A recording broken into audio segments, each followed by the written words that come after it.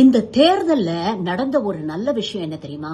திருமதி பிரேமலதா விஜயகாந்த் அவர்கள் ஜெயிச்சு சட்டமன்றத்துக்குள்ள போனதுதான். எவ்வளவு நோ நான்சென்ஸ் ஆட்டிடியூட், எவ்வளவு பிராங்கா பேசுறாங்க. மனசார பல விஷயங்களை இன்னைக்கு ஸ்கிரிப்டே இல்லாம படன்னு பேசி புரிஞ்சு தள்ளிட்டாங்க. ஒருவேளை இப்படியெல்லாம் நடக்குது அப்படிங்கறதுனாலதான் நமக்கு ஸ்கிரிப்ட் இல்லாம பேச வராதே, அப்புறம் எதுக்கு இதெல்லாம் லைவ் டெலிகாஸ்ட் பண்ணி நம்மளே நாமே எக்ஸ்போஸ் பண்ணிக்கிறதுன்னு நினைச்சு தாவேக அரசு சட்டமன்றத்துல நடக்கிற விஷயங்களை லைவ் டெலிகாஸ்ட் பண்ணாம கட் பண்ணிட்டாங்களோ என்னமோ. எது எப்படியோ மனசுல பட்ட விஷயங்களை பிரேமலதா விஜயகாந்த் ரொம்ப தெளிவா இங்க எடுத்து வச்சிருக்கிறாங்க. நான் அவங்களுக்கு ஒரு ஹியூஜ் ஃபேனா மாறிட்டேன். நீங்க எப்படி? இந்த காணொலியை பார்த்துட்டு முடிவு பண்ணுங்க. உண்ணாவிரதம் இருந்தாங்க, முதலமைச்சராக இருந்தார் கலைஞர் அவர்கள். இதற்காக பல போராட்டங்கள் நடத்தினார். அண்ணன் ஸ்டாலின் அவர்கள் பல தீர்மானங்களை நிறைவேற்றி இருக்கிறார்கள்.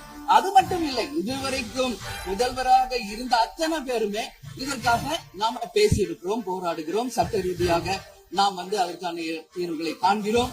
அது மட்டும் இல்லை, காவிரி மேலாண்மை ஆணையம் ஒரு தீர்ப்பு சொல்றாங்க, உச்ச நீதிமன்றம் ஒரு தீர்ப்பு சொல்றாங்க. எதுவும் பேசியும் இதுவரைக்கும் தீர்வு இல்லை. இப்பொழுது முதல்வராக பதவியேற்றிருக்கும் சிவகுமார் அவர்கள் சொல்றாரு, நாங்க பேச தயாராக இருக்கிறோம் என்று. நமது முதல்வரும் சிவகுமார் அவர்களும், நான் என்ன சொல்றேன், இது எல்லாரும் மக்களுடைய, இப்போ இந்த அவை இது முக்கியமான சட்டமன்றம். இங்க வந்தவங்க எல்லாருக்கும் என்ன கொடுக்குறாங்க? தண்ணி தான் கொடுக்குறாங்க. அப்போ ஒவ்வொரு மனிதருக்கும் தண்ணி தான் முக்கியம். இன்னைக்கு காவிரி தாயின்னு தான் நம்ம சொல்றோம். ஒரு தாயின் ஒரு குழந்தைக்கும் எப்படி தாய்ப்பால் இன்றியமையாதோ அது பாருங்க, அத்தனை பேரும், அது விவசாயிகளா இருக்கட்டும், குடிமக்களாக இருக்கட்டும், இங்க மிக முக்கியமானது குடிநீர். நீரின்றி அமையாது இவ்வுலகு.